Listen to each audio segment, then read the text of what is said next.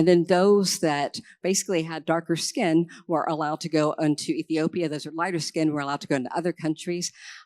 Those that were in Ethiopia, they're just sitting there. And we realized it's not realistic to say that philanthropy will be there for their grandchildren. Now it takes a for-profit investment. So I think that there's a handoff.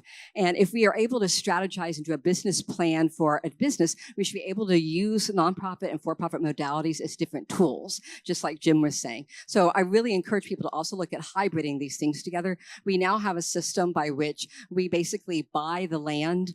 People end up working on it, and after about 10 years, they own that land. And then and the significant thing that was missing is they didn't have refrigerated capacity or access to water. With refrigerated capacity, they get 65% of what they were losing due to not being able to preserve the food. Now, without more sweat equity, they can actually buy land they never could before.